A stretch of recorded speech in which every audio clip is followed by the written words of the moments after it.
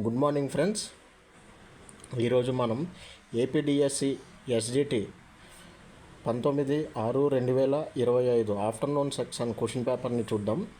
దాంతోపాటు ముందుగా ఫ్రెండ్స్ వీడియోని లైక్ చేయండి, దాంతోపాటు సబ్స్క్రైబర్స్ని కూడా పెంచండి ఫ్రెండ్స్.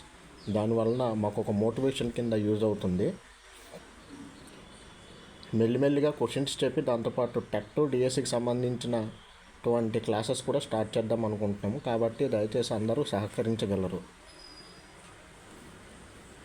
మన మొదటి ప్రశ్న, ఇది సైకాలజీకి సంబంధించింది.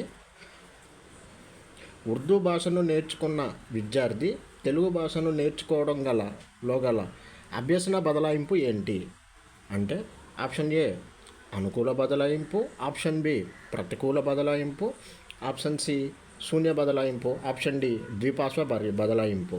అంటే ఇక్కడ ఆన్సర్ శూన్య బదలాయింపు ఆన్సర్ రైట్ అవుతుంది.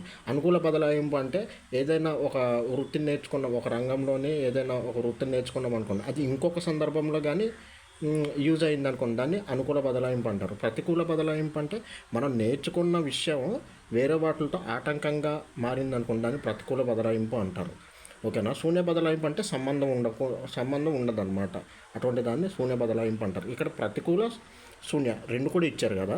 ప్రతికూల బదలాయింపు అంటే ఆటంకంగా మారాలి. ఇప్పుడు ఇక్కడ ఉర్దూ భాషను నేర్చుకున్న విద్యార్థి తెలుగు భాషను నేర్చుకోవడంలో ఆటంకం ఏర్పడదు. ఓకేనా. ఇది ఫ్రెండ్స్ శూన్య బదలాయింపు కరెక్ట్ ఆన్సర్. అదే ద్విపార్శ్వ బదలాయింపు అనుకోండి, ఒకే పార్శ్వంతో అంటే కుడి చేతితో బాణాలు వేసి ఎడమ చేతితో కూడా బాణాలు వేసారు అంటే ద్విపార్శ్వ బదలాయింపు అవుతుంది. Okay friends. Next question, MA/CA × 100 మానసిక mental age by chronological age × 100 = 80 ప్రజ్ఞాలబ్ధి వర్గీకరణ స్థాయిలు. అంటే ఆప్షన్ ఏ సగటు ప్రజ్ఞావంతులు, ఆప్షన్ బి మూఢులు, ఆప్షన్ సి మందబుద్ధులు, ఆప్షన్ డి ప్రతిభావంతులు. దీని ఆన్సర్ మందబుద్ధి. Option C is the correct answer. Next question, RTE 2009 ప్రకారం ఏ సెక్షన్ అనుసరించి ప్రైవేటు పాఠశాలలో ప్రతికూల బలహీన వర్గాల పిల్లలకి 25% ఉచిత విద్యను అందించాలి? Option A 13, option A section 13, option B section 12, option C section 29, option D section 11. అంటే దీని ఆన్సర్ సెక్షన్ 12. సెక్షన్ 13 అంటే క్యాపిటేషన్ ఫీజుని వసూలు చేయకూడదు. సెక్షన్ 29 అంటే సిసిని అమలుపరచాలి సెక్షన్. ఓకేనా ఫ్రెండ్స్. ఇట్లాగా సెక్షన్స్ అన్ని గుర్తుపెట్టుకోవాలి. నెక్స్ట్ క్వశ్చన్, 4వ క్వశ్చన్, ఎరిక్సన్ సిద్ధాంతంలోని ఏకాంతము సన్నిహితం సాంఘిక క్లిష్ట దశ.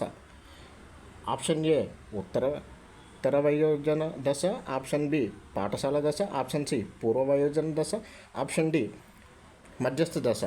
అంటే దీని ఆన్సర్ పూర్వ వయోజన దశ.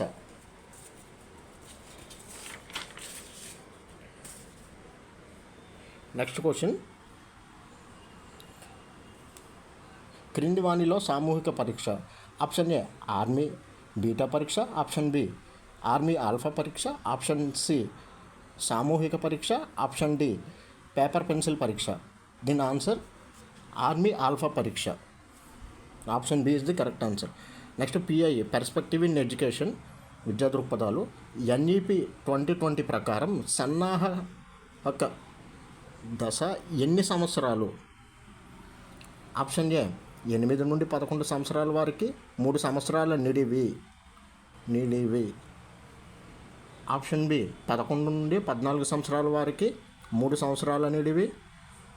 ఆప్షన్ సి 14 నుండి 18 సంవత్సరాల వారికి నిడివి, 4 years నిడివి.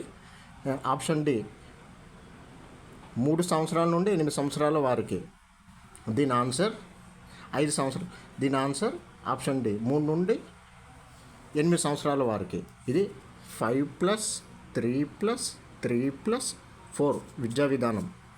ఓకేనా ఫ్రెండ్స్. నిడివి అంటే ఓకే. నెక్స్ట్, SUPWని విస్తరించండి. Option A socially useful productive work, option B socially useful program work, option C socially useful project work, option D socially useful process work. దీని ఆన్సర్ వచ్చేసి socially useful productive work. Option 1 is the correct answer. Next question, Kothari commission యొక్క కాలం అడిగారు.